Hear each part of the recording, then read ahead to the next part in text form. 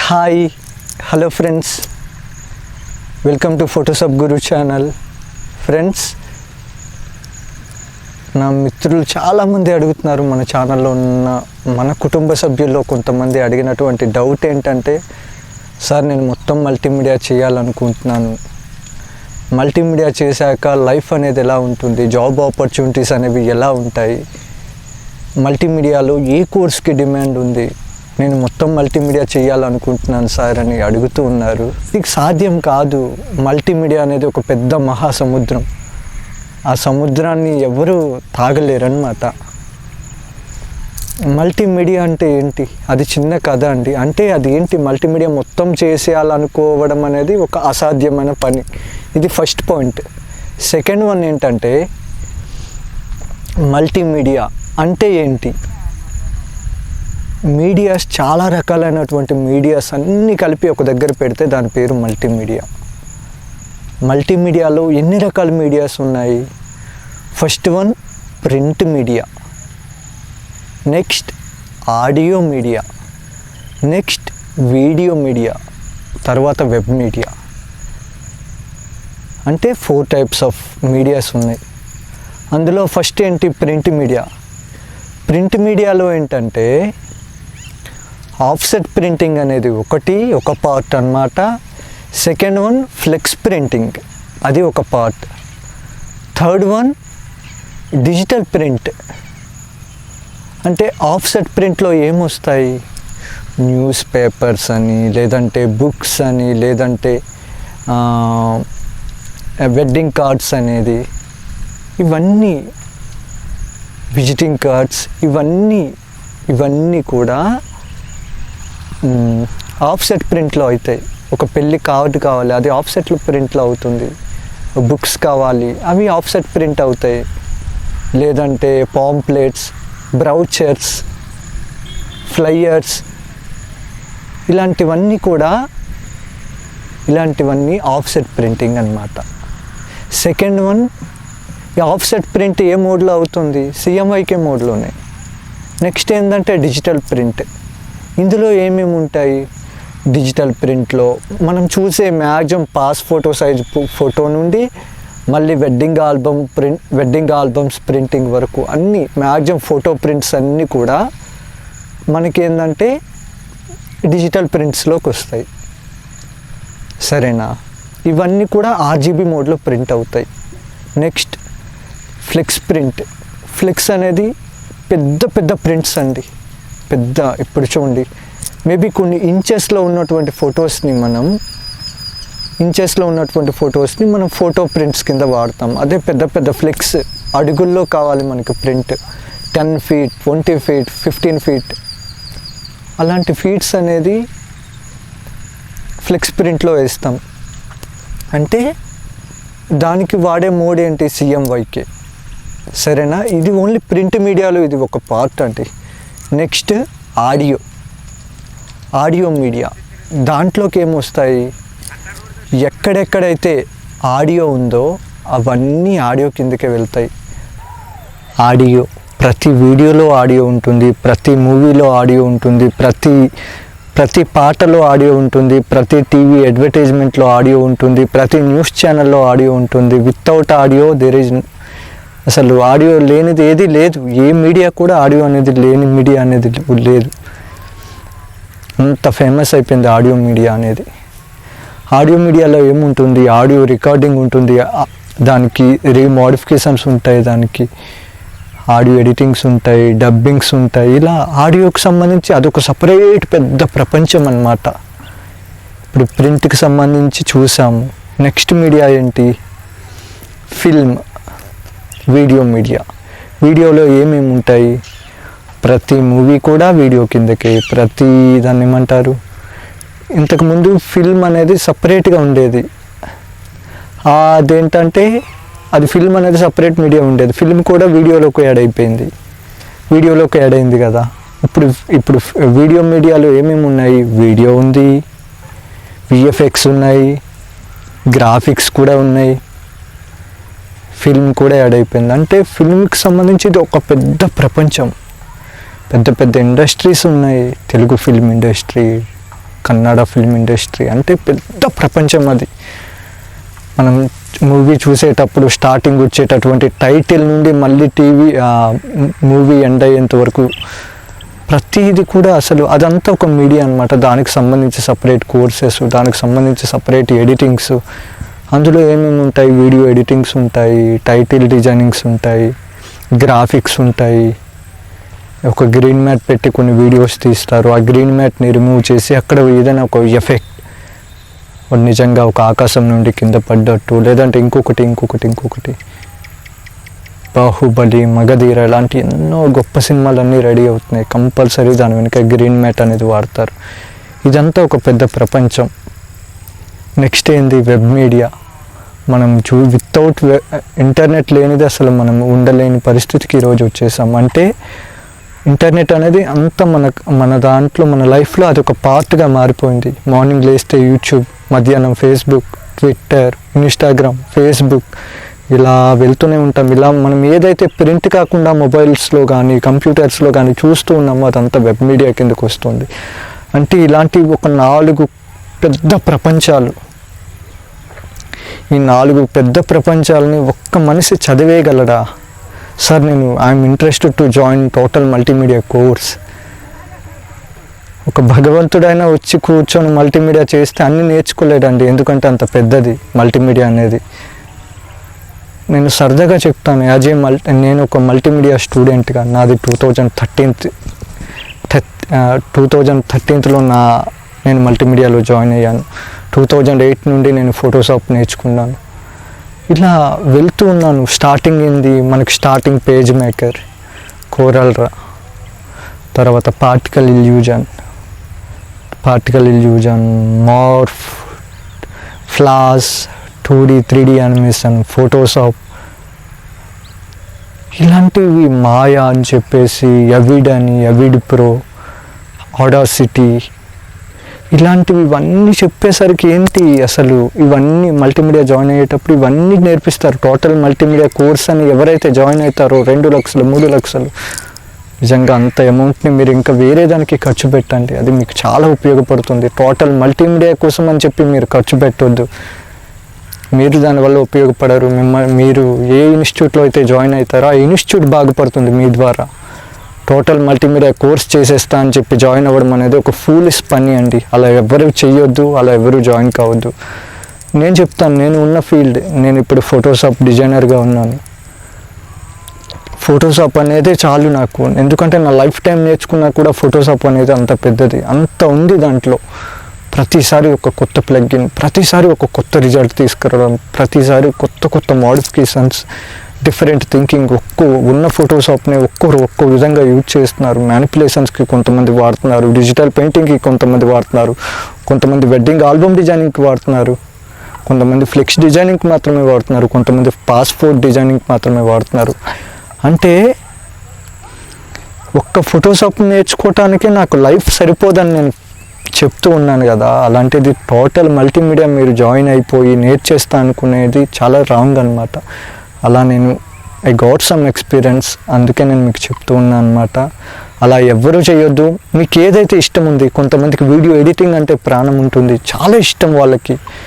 Maybe YouTube కోసం చేసే చిన్న వీడియో అన్న నేను ఎడిట్ చేయాలి, అది మొబైల్లో కైన్ మాస్టర్ కానీ ఏదో ఒకటి వాడి వాళ్ళు చేస్తూ ఉంటారు. వాళ్ళకి ఇంట్రెస్ట్ ఎడిటింగ్ అనేది.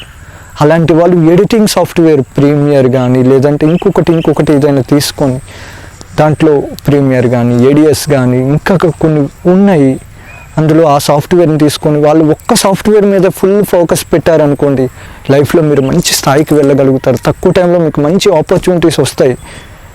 10 వస్తువులను పట్టుకొని అన్నిటినీ ఇలా పట్టుకోవడం అనేది సాధ్యం కాదండి, కానీ ఒక్క వస్తువుని హ్యాపీగా పట్టుకోగలుగుతాం.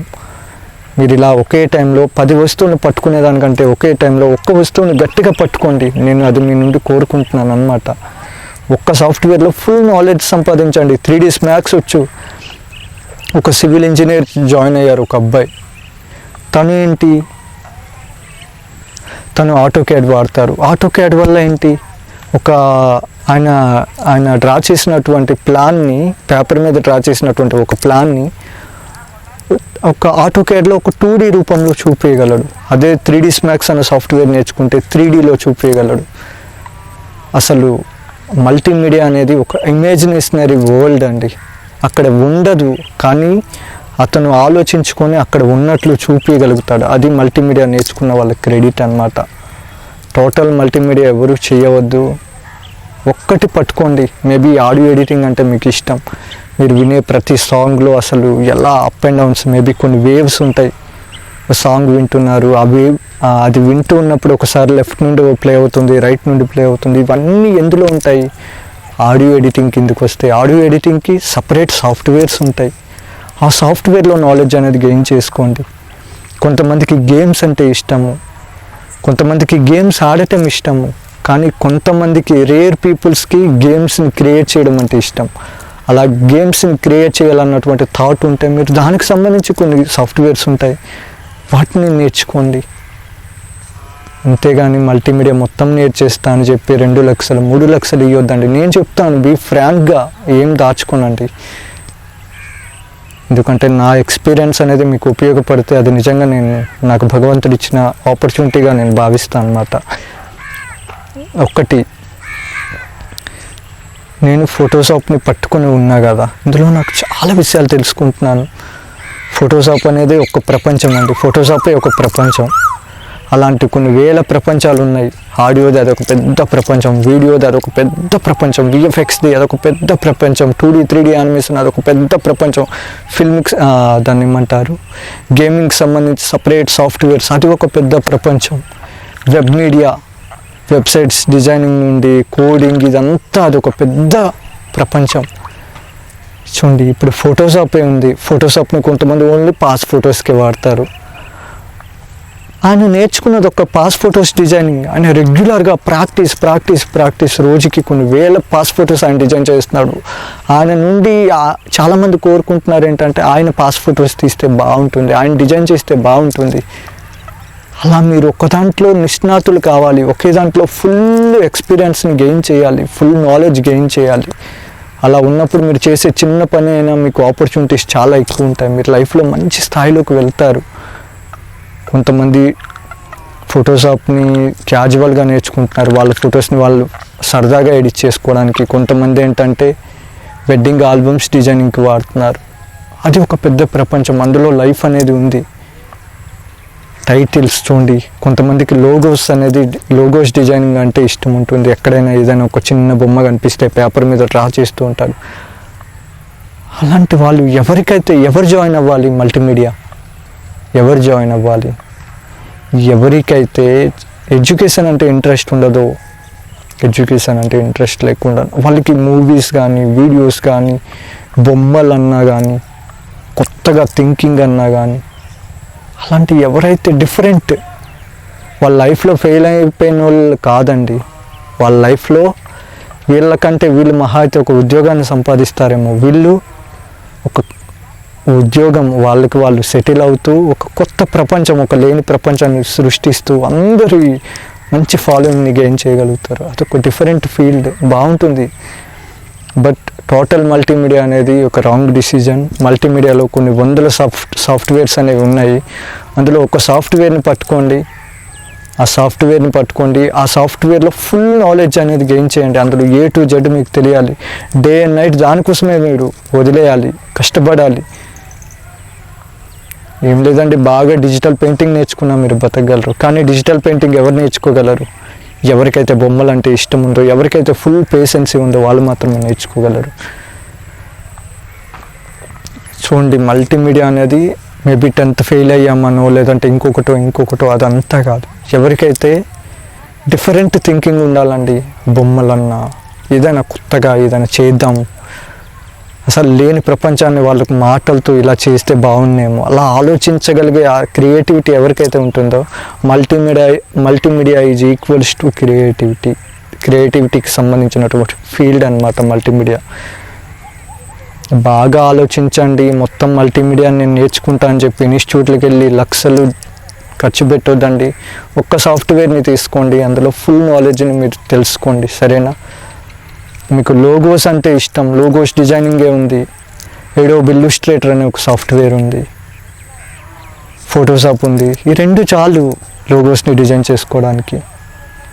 లేదు మీకు ఓన్లీ పెయింటింగ్స్ అంటే ఇష్టం, బొమ్మలు గీయడం అంటే ఇష్టం, బొమ్మల్ని డిఫరెంట్గా ఆలోచిస్తూ గీయడం అంటే ఇష్టం, కోరల్ పెయింట్ అనే ఒక సాఫ్ట్వేర్ ఉంది, ఫోటోషాప్ అనేది ఉంది, దాన్ని నేర్చుకుని మీరు బతికేయగలుగుతారు. లేదు సినిమా ఫీల్డ్కే వెళ్ళాలి, మీరు వీడియో ఎడిటింగ్ అంటే నాకు ఇష్టము, ప్రాణము, నేను దానికి సంబంధించి నేర్చుకుంటాను, నేను అది సాధిస్తానని మీరు అనుకున్నారనుకోండి, దానికి సంబంధించి సాఫ్ట్వేర్ని ఒకటో రెండో దాన్ని తీసుకోండి, అందులో ఫుల్ ఎక్స్పీరియన్స్ అనేది గెయిన్ చేయండి.